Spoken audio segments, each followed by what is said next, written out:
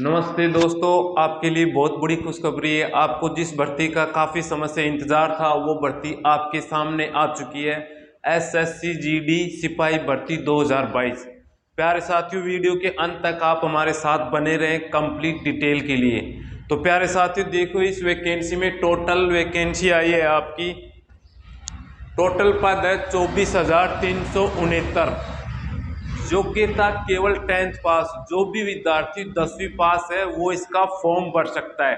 कोई आईटीआई वगैरह कोई डिप्लोमा की जरूरत नहीं। जिन्होंने 10th कर रखी है वो एसएसजीडी का फॉर्म फिलअप कर सकता है, यानी कि फॉर्म भर सकता है। प्यारे साथियों, आगे हम बात करते हैं। पद इसमें 24,369 है। योग्यता 10th पास है। फॉर्म भरना 27 अक्टूबर से इसके फॉर्म शुरू हो चुके हैं और 30 नवंबर तक फॉर्म भरे जाएंगे। वेतन प्यारे साथियों, वेतन इसमें बहुत ही अच्छा है। मिनिमम 18,000 से लेकर 56,000 तक आपकी तनख्वाह होगी, सैलरी होगी, या आप इसको वेतन भी कह सकते हैं। एग्जाम डेट प्यारे साथियों, अभी जो नोटिफिकेशन में एग्जाम डेट दे रखी है वो आपकी रहेगी जनवरी 2023। जनवरी में कभी भी किसी भी डेट पे एग्जाम हो सकता है। इसके बाद प्यारे साथियों आगे देखो, एज लिमिट। इसमें एज लिमिट है 1/1/2023। जनवरी 2023 को मिनिमम कम से कम 18 वर्ष हो और अधिक से अधिक 23 वर्ष हो। मतलब जिनका जन्म 2 जनवरी 1997 के बाद हुआ है और 1 जनवरी 2023 के बीच जिनकी 18 वर्ष हो रही है और उससे अधिक है, वो इस वैकेंसी का, इस भर्ती का फॉर्म भर सकता है।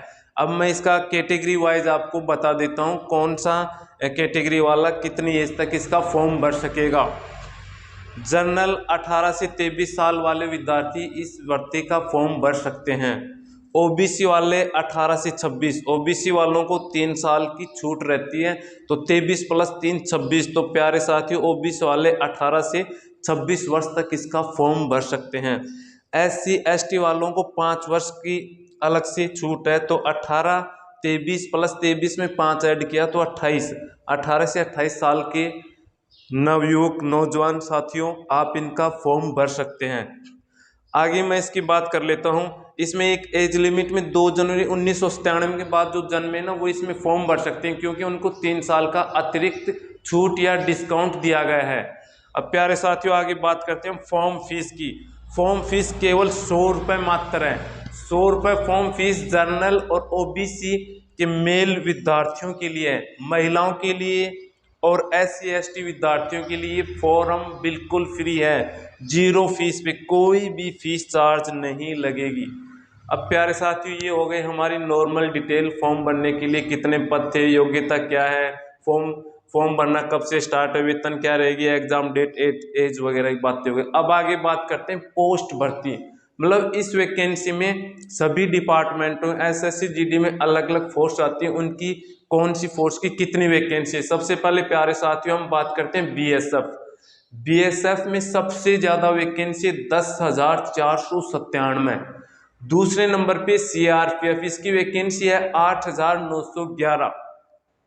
बीएसएफ प्यारे साथियों बॉर्डर सिक्योरिटी फोर्स होती है, जिसको हम बोलते हैं सीमा सुरक्षा बल।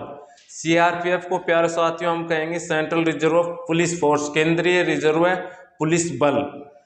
AR का मतलब होता है असम राइफल, जिसकी वैकेंसी है 1,697। प्यारे साथियों नेक्स्ट आपकी ITBP, Indian Tibet border police, जिसकी वैकेंसी है 1,613। इसके बाद में प्यारे साथियों आगे है SSB, सशस्त्र सीमा बल, जिसकी वैकेंसी 1,284।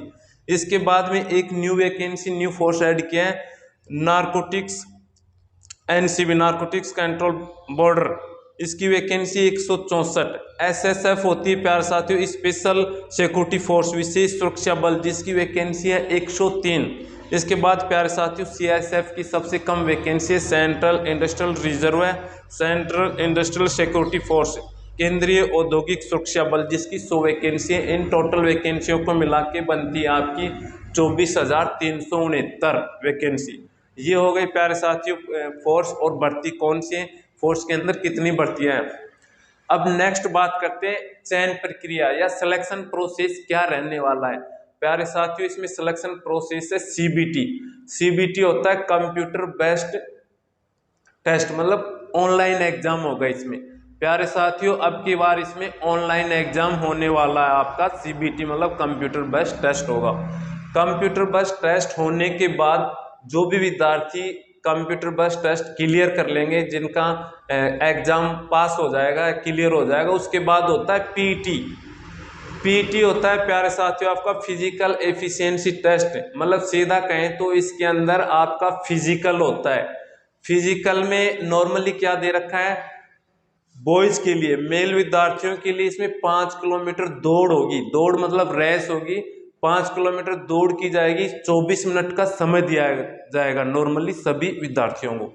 दूसरा फीमेल को 1.6 किलोमीटर मतलब 1600 मीटर की दौड़ होगी महिलाओं के लिए, जिसमें 6.5 मिनट का समय होगा।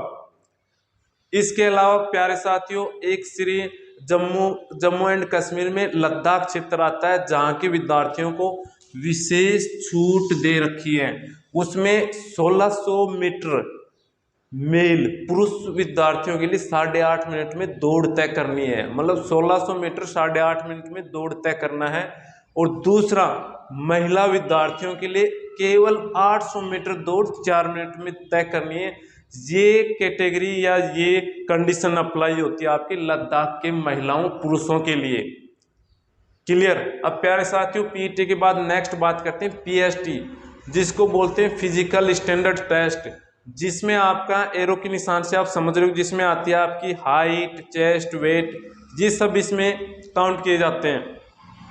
तो फिजिकल स्टैंडर्ड टेस्ट में प्यारे साथियों हाइट नॉर्मली 170 सेंटीमीटर पुरुषों के लिए है, मेल्स के लिए, और 157 सेंटीमीटर फीमेल्स महिलाओं के लिए है।